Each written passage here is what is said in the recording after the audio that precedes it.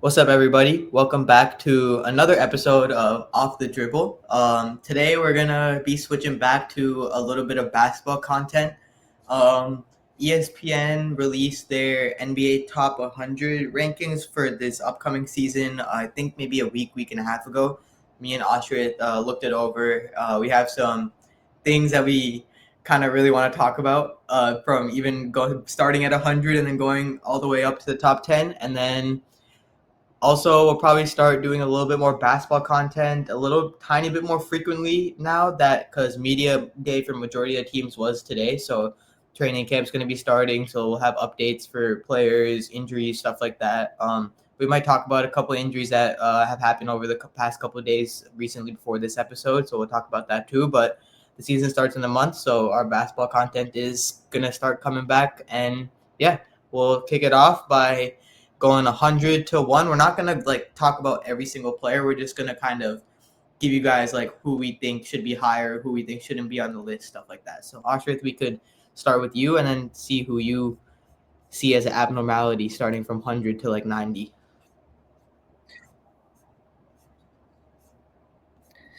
So I think the first thing I noticed when scrolling this list was that Zach Edey was above Nas Reed.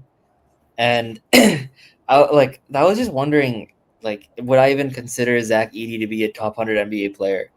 And for them to have him at 86 or 85, over 88, players like RJ Barrett, players like Devin Vassell, I don't know Devin Vassell, but players like Stephon Castle, Evan Vassell.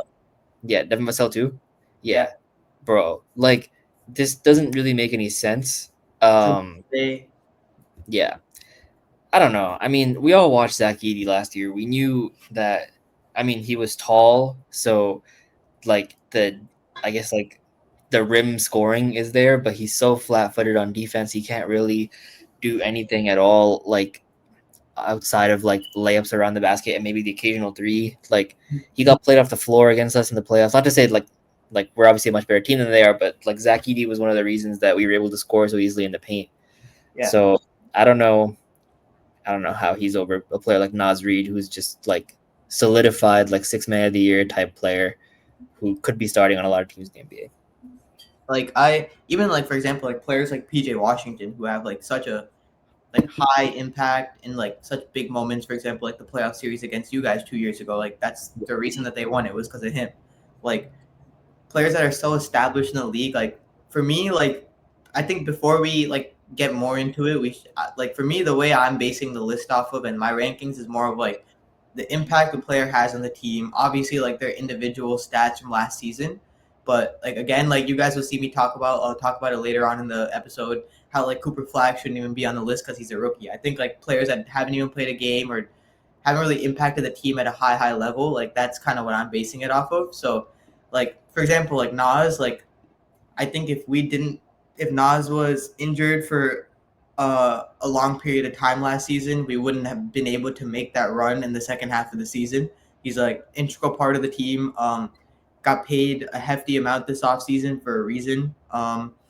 Offensively, like you said, Zaki doesn't really do too much other than sit in the post, get you offensive rebounds here and there, the occasional three, like you said. But Nas is literally a point guard in a 6'10" body, and defensively too. I could see the differences. You have a 300-pound 7-footer that's in the paint, but Nas, I feel in certain aspects he's not a defensive menace per se, but again, the switchability is a lot more often than somebody like Zach Edey. He's not going to get played off the floor for his defensive lack of ability. He's still putting the effort in. It's not like he's a negative on that side. So both ends of the floor, I think he's impacting the team at a much higher level.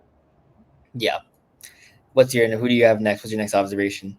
I think next for me would probably I don't know why Bradley Beal is on this list. Yes, you're not gonna get a disagreement from me. Yeah, that's a little confusing for me. DeMar DeRozan being at 80, I think, is very disrespectful. I think DeMar is probably one of the most efficient mid-range scorers the NBA has ever seen to date. He goes out there and averages 20 points, over 20 points per game every single year with great efficiency too. It's not like he's chucking up like 25 shots a game and only making like 10 of them or 12, like 11 of them. He impacts winning. In that Chicago year, like he was an MVP candidate until Lonzo got hurt and the team started to go down every single year. When he was on the Kings, I feel like he was their go-to player in crunch time, one of the clutchest players in the league. So I think putting him at 80 is pretty disrespectful. I think he still plays at a very high level. Yeah, especially underneath players like Derek Lively, who need a decent point guard to even show up like a small impact in the game. Like DeMar is able to create 24 points per game in this era of the NBA where defensive wings spawn everywhere. Like if you look at players above on the list, Tuamani Kamara, like he's giving Tuamani Kamara buckets, bro. I don't know how. He's not locking his ass up, bro. Yeah, with respect, of course. Yeah. But I think the biggest gripe that I've had with this section of the list, so between 100 to 50, is Tyler Hero at 68, which is like he just came off an All-Star year, a year where everyone entered the year saying, "Oh, the Heat should build around Bam. They should trade Tyler Hero," and he's been in how many different trade conversations, like a trade for Every Dame. single year since he's been in the league.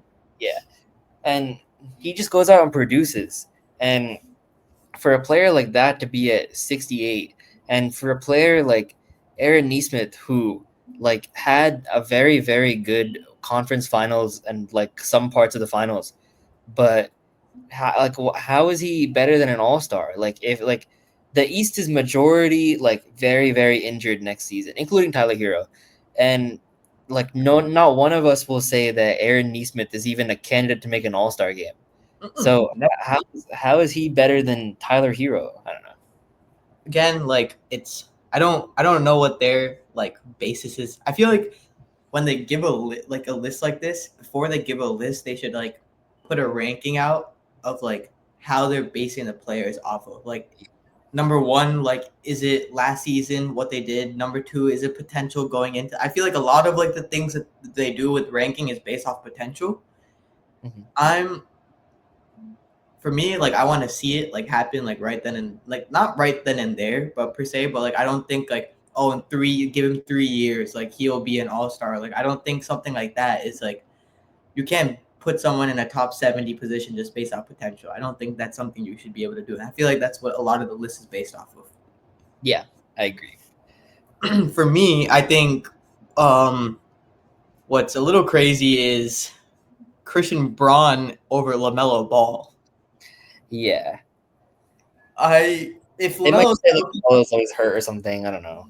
yeah, like I get health being a factor, but again, like LaMelo did play like what, probably like 40 games last season. I think maybe more. I can double check that, but you can continue. Yeah, but like even if he played like 30 games, 40, yeah, like I don't think Christian Braun's impact on the Nuggets, like I feel like we saw like the Nuggets decline of like when they lost KCP, then they inserted Christian Braun into the lineup. Like that team, they weren't the same team that they were. Like losing a player like Bruce Brown who plays the same position, that shooting guard position. Like he like did what he needed to do with his role, but like I don't think he exceeded at the role. So I don't really see how you can put him at 62. And like even going into next year, I don't see him having like a breakout year. Especially over a player like LaMelo Ball, like a player who can like impact the game in so many different ways. That he's the last person to lead Charlotte to the playoffs. Like even over a player like Denny Avdia, who like is by far the best player on the Blazers. Like is a reason that people are pretty optimistic about them next year. Like I don't know, like if you put Christian Brown on the Blazers, like he's not doing what Denny's doing. He's not doing what LaMelo's doing in Charlotte. I don't know. People overrate that, like the supporting cast of like winning teams way too much. Yeah, I agree with that. Next for me, I think is Zion being like potentially like below like Austin Reeves and Jalen Suggs. Yeah. Also, like kind of being, I get the Trey Murphy, like him being below Trey Murphy because Trey Murphy like played last season and he didn't. But like again, it's solidified that Zion healthy is the best player on that team. So I feel like being the best player on the team, like you should be higher than your own teammate. Because no one's taking Trey Murphy over Zion, bro. No, Yeah, not you ask people to write this article, they'll be like, "Who's better player, Trey Murphy or Zion?" They'll say Zion. if a team were to trade for a player, I'm pretty sure if Trey Murphy was healthy and Zion was injured, I'm pretty sure they would still trade for Zion while he was injured. Yeah, like with respect to Trey. Yeah. I think you're one of the gripes you teased in the beginning of the episode was, I think, number 52. Yeah. Cooper Flag. Number 52 was definitely one of my little things. I don't think rookies should be on the list because, again, they haven't played a game in the league at all. If it's off potential, I still don't know how there's 50 better players that have already played in the NBA that have less potential than he does. I don't get it. But again, I need to see it happen. Putting him top very close to top 50, not even playing in a game in the NBA is a little crazy to me. I have a similar take. It's you obviously can't say he's the 52nd best player in the league without seeing him play a game, right? So let's say you're doing this on potential. Wouldn't 52 be low? It's not even right for both angles. Surely you hope the number 1 overall pick is better potential than the 52nd best player in the league. Because you would want him to be the best player on that team, which would be a top 32 player in the league per se. Yeah. So my issue is that it's wrong on both fronts. Because you have obviously they ranked DeMar DeRozan low because of what he's going to do this year, probably. That's probably my guess. Mm-hmm. And if you're gonna rank Cooper Flag based on that, he should probably be in the top 30 or something, right? If they're gonna do it, at least do it right, I think, in my opinion. Yeah, I agree with that. That's actually a really good take. So I think we can move on to players 50 to 11. Yeah. So do you want to start this off? You can tell me you think should move. Let me pull it up. In the meantime, how about you start it off? Well, how about I give you what I think you're gonna say, because I'm 90% sure this is what you're gonna say. So number 42, they have Julius Randle. Okay. Number 40, they have Aaron Gordon. Yeah. I feel like this is what you're gonna bring up. That is. That's very concerning. I get the stigmatism behind Julius Randle and him being like a ball stagnant point power forward in the league, and he needs the ball. He's very inefficient. But I think the way he played, especially for I watched the Timberwolves media day. Majority of the things that Dante and Julius said with the struggles last season, especially in the first half of the season, was them not being settled down, and they use the word settle down over and over again. And as a fan, you don't think getting traded, that whole thing really affects a player that much. It's just basketball. If your skills are there, you should be able to play. But these people have families, so the first half of the season, everyone's yo, what is this guy doing? Second half of the season, he basically averaged 22, 7 and 7 with 2 turnovers a game. And then in the playoffs, he really kind of proved people that, I'm a playoff performer. I can kind of do things, until it got to the Thunder series, obviously. But I feel you guys just played him really, really well. You guys have guards that can even guard a power forward who's that big. So I think against a team like the Nuggets in the Western Conference Finals, we would have beat them. But I feel like his passing is so underrated. His ability to get to the rim and get to the free throw line is not talked about enough. I feel just as a player, again, you're playing under Ant, you're not the focal point of the offense anymore, but he's a huge reason as to why we even made that run in the postseason. So, and Aaron Gordon, like you said, it's the role players that get all this hype. There's games where he'll give you 30, but there's games where he'll be non-existent. He doesn't have a consistent jump shot. I think the only thing he does consistently better than Julius Randle is defense. Yeah. For sure. And last season, the effort I saw Julius put into defense, especially when he bought into the Minnesota culture of defense first, like the gap isn't like super crazy because Aaron Gordon isn't like one of the best defenders in the league or anything. Yeah. So that's my take on that. I agree. Like there's not many GMs that if you were to take like Julius Randle and Aaron Gordon to vacuum would take. I'm pretty sure the Nuggets would fucking trade away Aaron Gordon really quick to put like Julius along like Jokic. They can make that work so easily, and that would be amazing. Yeah. Now I don't know. Like maybe I just haven't watched enough Magic games, but 30-second Franz Wagner. I don't know. I feel like whenever I see him, bonus. Is he better than John Morant? Nah.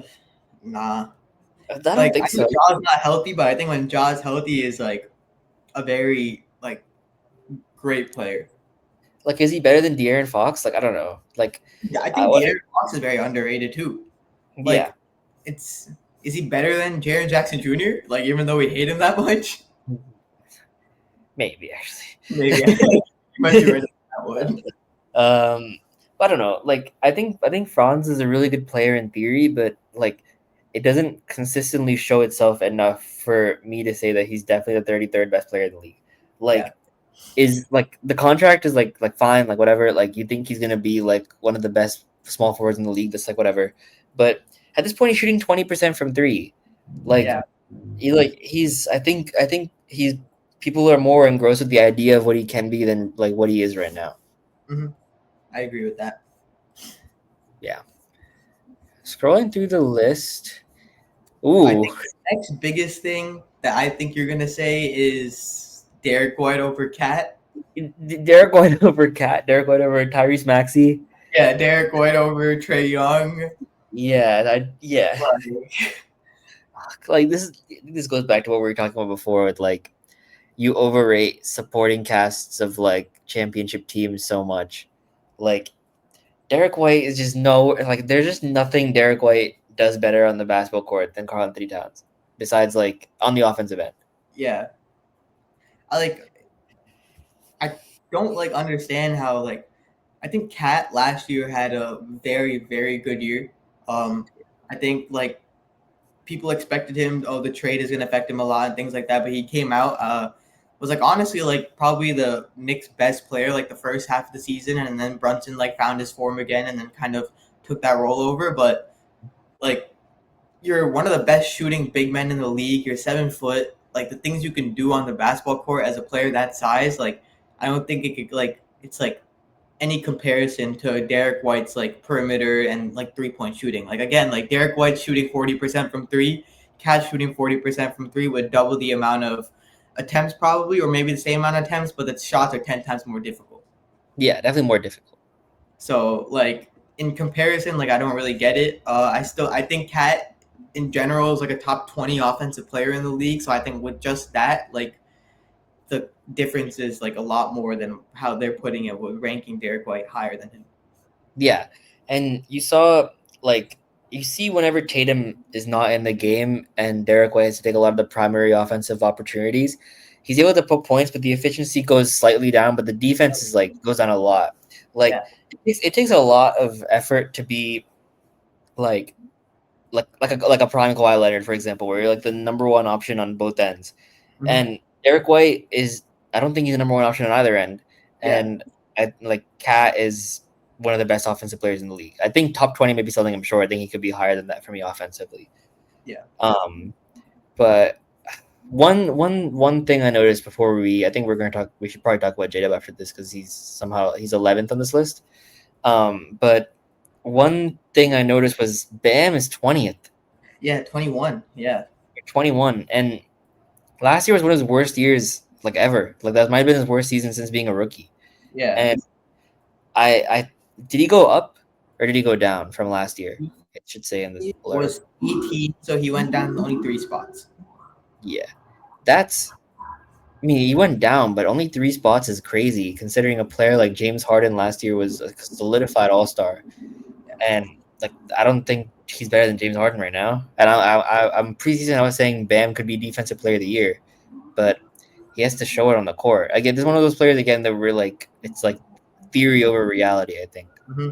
I think like for us, like when we first started the podcast, I think both of us were like really high on Bam, just creating that jump shot. We saw the 3 pointers go down a little bit in the Olympics. We saw him work on that part of his game. We saw like things come out. So we were like really high, and then even like the mid range efficiency went down once Jimmy got traded, being like the main, I guess, focal point of the offense. Really showed that the efficiency went down. But again, like it could be a down year. He did have like 4 or 5 other really great seasons in the league. So I think next season should be a telling of like actually like how solidified he is in the league as like an all-star or a top 20 player. Yeah, because especially in like with Tatum, Halliburton, Damian Lillard not in the conference, like there are places to take to be all-stars, and Bam should be an all-star. Honestly, he should be an all-star starter next year. 100%. I mean, who knows? But I thought that was interesting. I think yeah. The next thing is I'm high on J-Dub, but I feel like putting him right around the 17, 18 spot, maybe like around there potential. Like it's probably around 17. Like I don't think players, for example, like Devin Booker, D Mitch, AD, Mobley, and him, kind of, in my opinion, I feel like with J Dub's explosion in the playoffs, that 40-point game, especially like winning the finals, being the second option, I think I would put him over Mobley, honestly, especially with the offensive production. But like players like Cade, Anthony Davis, D Mitch, Devin Booker, maybe even like Paulo. Like I don't know if I would rank them. Paulo's a stretch. Paulo is like the only one player where I fall into like the potential and hype, especially because you very much so see the flashes. Like I could see him like coming like last season when after his first like three games of the season, I was like, oh dude, this dude's gonna average like 30 points a game, and then he got hurt. Like I think his first 3 games, he dropped like 30, 50, and then like 30 again, and he got hurt. Like again, it's like the beginning of the season, but he like hurt his hamstring and he came back and then was like really inefficient and then slowly found his way back. But I think Paulo's like potential, like offensively, blows J Dubs out of the water, but defensively, like Paulo doesn't put any effort in. So like that's like where the gap closes there. But again, like the other names I said, like I don't think he should be higher than that. Paulo's like it's like a iffy for me. It's not like, oh, like Paulo should 100% be higher or something. It's like very 50-50. Yeah, I think he's on a different tier than Paulo. Evan Mobley, I think where I'm not bought into the Mobley hype. I'm not gonna lie to you. Like defensively, I get it, but like offensively, like it hasn't like it's like not again. Like it's been 4 years in the league already. I think last season average was 17, 11, something like that. Yeah, it's been like around 15 to 17 every single year. It's tough to get offensive volume with like Donovan Mitchell on your team because. But when you're like that, like high regard of a player, like I feel like you should be. That's been my take for like a couple years though. Like I think the Cavs should have traded Donovan Mitchell and built around Evan Mobley. I thought they should have done that 2 years ago. Even though I think Mitchell's a better player. I don't know how Mobley made it over him on this list, but I think Mobley's ceiling is like best 2-way player in the league. And if you want to realize that, like putting him alongside like the probably like top 5 most ball dominant players in the league, Donovan Mitchell might not be the perfect fit. I don't think he would be better than AD if D Mitch was traded though. Like I don't think he would become like AD's. He's there because of injuries, bro. Like I don't know if AD would. I think if you like ranked all these people like with the guarantee they'd be healthy, I don't think there's no ADs out of the top 10. That's also like very true. Yeah. Like I think Mobley's just Mobley's a guaranteed 75-ish games, and AD's like hit 75 like once in the last 5 years. Yeah, I think like 2 seasons ago. Yeah, I think that's playing through like a bunch of injuries that year too. Yeah, I think so. The 2 players that like really stuck to me as like wow, J-Dub's over them are Cade and Devin Booker, and I don't think he should be above Cade. As big a Jada fan as I am, like I don't really know if he should be above Cade. I think Cade should like. Yeah, I think AD should be above Cade. Wait, no, like I think AD should be above all these people if like we're just ranking like based on like what they are when they're healthy. But would I rather get 80 games of J-Dub or like 55 games of AD? I'll go 80 games of J-Dub. Yeah. I think that's the main sticking point. Because there's no way that you would take like Donovan Mitchell over Anthony Davis. Like, it's not even a like comparison. Nah, yeah. AD was I would like I would take 24. D-Mitch over D-Book. I don't think I would, but like I would. I think I just like Devin Booker's like I think I just like him better as a player. I don't know. Like I like D-Book has to make the playoffs for me to like start really being loud about like oh he could be the best two guards in the league or like better than D-Mitch or whatever. But I think I don't know, 40 ball in the finals kind of gives you a license to be a little overrated, no? Yeah, I guess so. So now onto the top 10. There's a big interesting ranking in this top 10, but I think we'll get to that in a second. Kevin Durant at 9 is like baffling to me. I think like I think I'd comfortably take J-Dub over KD. Yeah. And but I think I'd also comfortably take like anyone in that ranking from 2 to 17 over KD. I think KD. We've had this conversation before. Like KD, like at this point in his career, doesn't give you anything other than 25 points per game on 50% shooting. That's about it. Yeah. There's honestly no other part of his game that like again, like it won't like significantly negatively affect when he's on the court, but like there's no part of his game, passing, defense, rebounding, like effort, anything like that, where it's like significantly impacting the team's like ability to win a game other than scoring. And we're shitting on 25 points a game. Like it's obviously like he's still like a great player. Yeah. But like I think this version of KD would have been so much higher ranked in my eyes in like 2009 than like today. Because there's less players in 2009 who could put up 25 points a game. And but in this league, the talent is so high that like 32 ranked Franz Wagner averaged like almost 25 points a game last year. Yep. Like, and Franz definitely gives you more on defense than KD does at this stage. So I'm not even trying to compare them as players, but I'm just saying like like the scoring is so like inflated in today's league now because of the sheer talent that like his value has gone down over, and like I guess the casual fan doesn't really understand that. I feel like again, like people should take it with a grain of salt because that whole Phoenix team was it was abysmal. Like no solid coaching, no solid front office management. But I think that series against us when we were the 3 seed, they were the 6 seed. They went 3-0 against us in the regular season, and they were basically favorites to win that series. Yeah. KD averaged like 25 points per game on like 54% shooting against us. Yeah, and it made no difference. Not affect. We basically blew them out 3 out of 4 of the games. Only the game 4 in Phoenix, which was like the closeout game, which is technically the hardest game to win when you're about to sweep. This is the only game that they like lost by like less than double digits. So like the effect was never there. And like again, like I people probably don't really take the Phoenix team too harshly, but I think like even when you were playing alongside a player like Devin Booker, you should have had a lot more success than he did, no matter how bad your coaching was, because 2 players that are that great, like I think should have done a lot more, but that's a topic for another day. Yeah, they should have at least been like a 10 seed. Like the fact that they playoffs is crazy. But yeah, like him over Jalen Brunson to me, like it's just not the fact. I don't know, Jalen Brunson. What do you think about Jalen Brunson versus Steph Curry? Because this was a sticking point for a lot of Knicks fans on Twitter when this list came out. Was that like Jalen Brunson over Steph Curry in the Big 25? Like, I don't know. I think they're very close, but I don't know which way I'd go.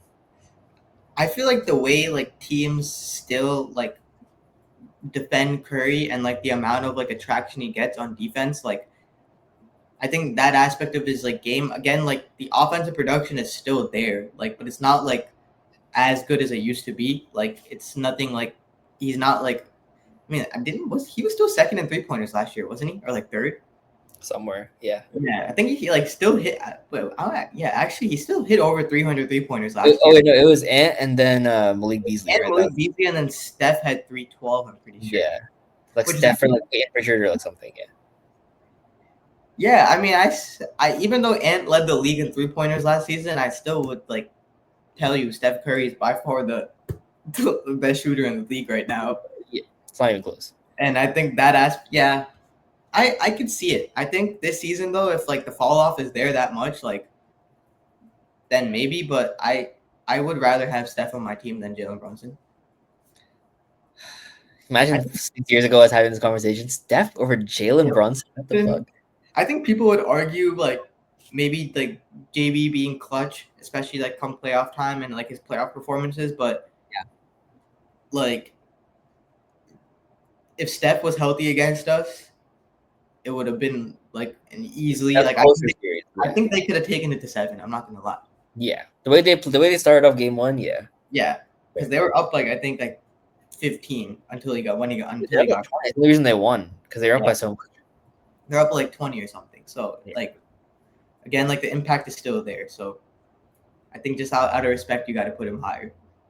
Yeah, I'd take Steph too. I'm just curious what you thought, but I just think I don't know if Jalen Brunson's playoff performances are like top notch. They're pretty insane, but they're very inconsistent. No, like he puts you in a hole and then drags you back up. Like like against the Celtics in the first half, like he was terrible, and then in the second half, he just like it was like God came on the court and he just started making everything. It was like mid range. So, like I think again, I said he should be ranked above Kevin Durant. I think he's a very good player, but like at Steph, I think Steph's still in that like sort of like top of tier 2 point guard. Like this is like the only people better than him are 2 people on the top of this list. Yeah, agreed. I think now we've reached the most interesting ranking in the entire top 100. And I saw like when I was scrolling through this list, I saw 6 Anthony Edwards. Okay, but like I don't think they ranked Jason Tatum. I don't think they ranked Tyrese Halliburton. Who would be above him? And then I go to 5 and I see Victor Wembanyama. Bro, like that, you can take it away. It's absolutely insane. Like, do I think that potential-wise Victor Wembanyama is going to be like career-wise a better player than Anthony Edwards? Yes, because the dude can go out there and probably win the next 5 Defensive Player of the Years if he wanted to, and that alone would probably make him a better player. But in the first, would it though? Probably not, honestly, unless he's averaging like 25 a game and the Spurs are consistently in the playoffs every single year. You just described Rudy Gobert. Like, apart from the 25 a game. No, yeah, but you said if he wins the next 5 Defensive Player of the Years, right? Like that would just be Rudy Gobert. Yeah, that is true. That is also Rudy. But like everybody like knows that Rudy has at that point Rudy didn't have potential to get an offensive game. So the difference there. But at 24 years of age, you've taken a team that was probably one of the worst teams in the league when you got drafted. Even your first year in the league, you were one of the worst teams in the league. Brought them to 2 back-to-back Western Conference Finals appearances, 3 All-Stars in the last 5 years, an Olympic gold medalist, like arguably already one of the like greatest players in Timberwolves history, other than KG. Some people would argue he's better. One of the better 2-way players in the league. Is not just that he's like offensively minded. Led the league in threes last year. Like every single year, he's like tremendously improved. Plays, I think, more than 73 games played more than 73 games every single season since his rookie season. So like, I don't really see the comparison between somebody that has been in the league for 2 years, has been, I think, a bottom 11 seed. What were they last year? The 12th seed? Yeah, I mean they've picked top 4 like both years he's been in the league. So like again, like Wemby didn't play a lot last year because of his blood clot, but like I don't understand how you put somebody that has, especially even after last year, like when you're a 6th seed and then you take that team and turn that kind of season around and then bring that team to the Western Conference Finals. I don't get how you just solely that's solely based off of potential. That's not even like accolades. It's not stats. Other than I think the only thing Wemby averages more than Ant are blocks and rebounds. That's it. Yeah. Crazy. I don't know. Like even let's say like what would it take for you to say that Wemby's a better player than Ant? And like he take them like to the Western Conference Finals. yeah, exactly, right? Like and if this is based on potential, this list is potentially saying that they think the Spurs are gonna make like Wemby could win MVP and make the conference finals. Yeah, if Wemby's number 5 on this list next season, he should be top 3 in MVP. He should win Defensive Player of the Year, and the Spurs should be a top 6 seed. They should avoid the play. Yeah, and like that.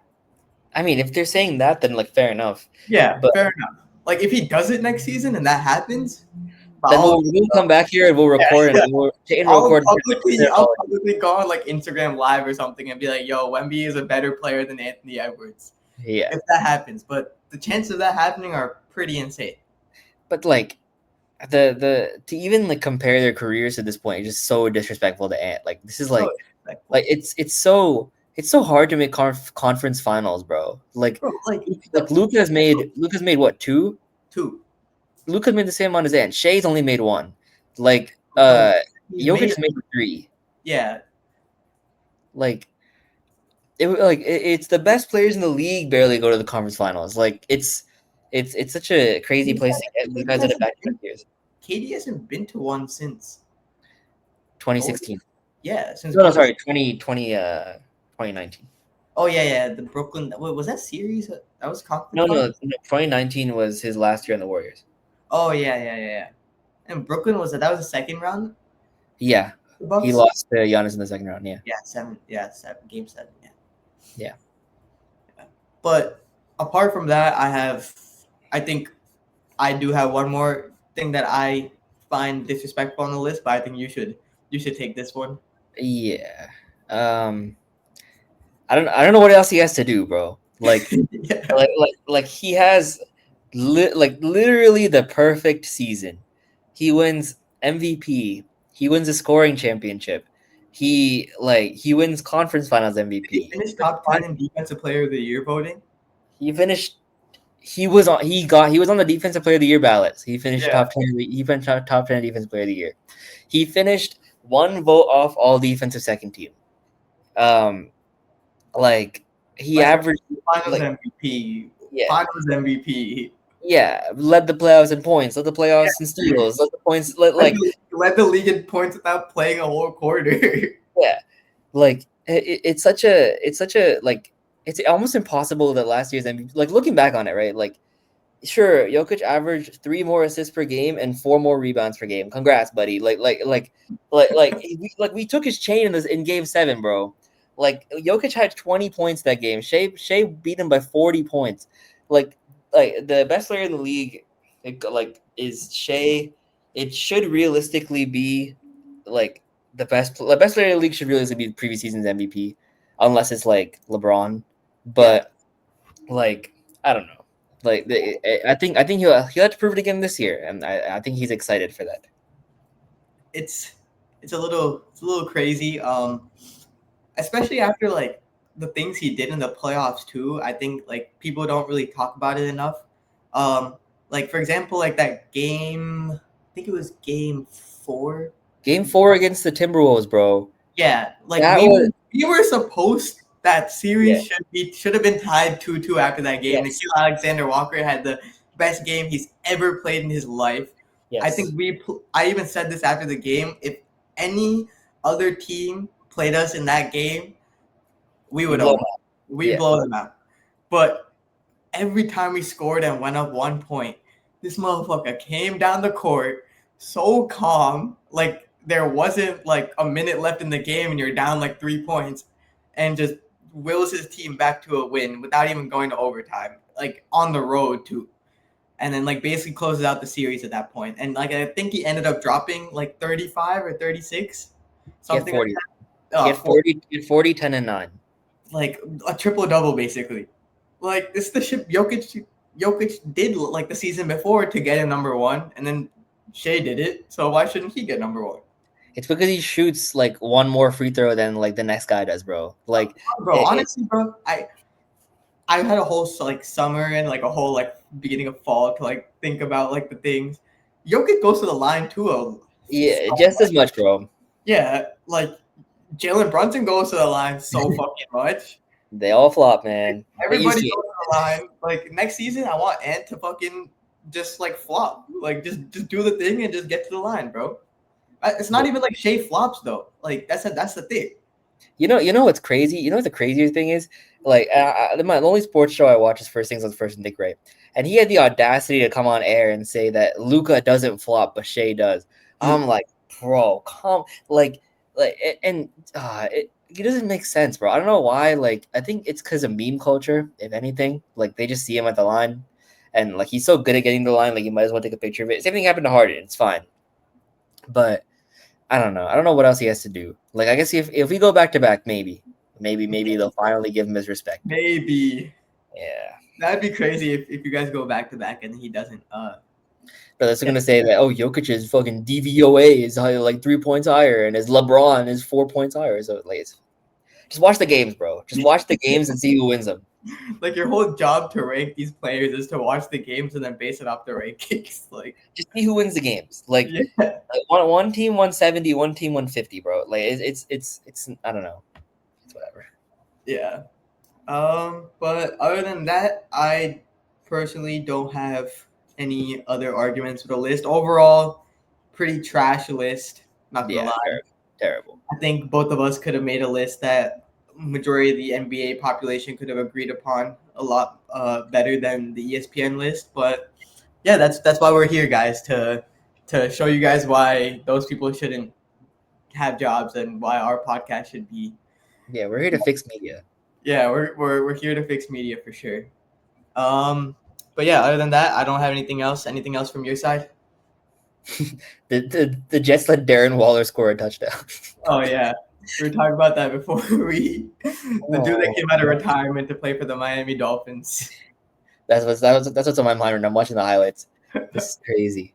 Anyways, like and subscribe, guys. We'll be back with slightly more football content and way more basketball content. Yep.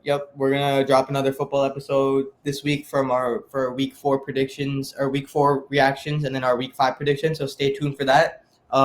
Like, follow, and subscribe on our YouTube, Instagram, and TikTok at OffTheDribble Pod, and we will see you guys next episode. Peace.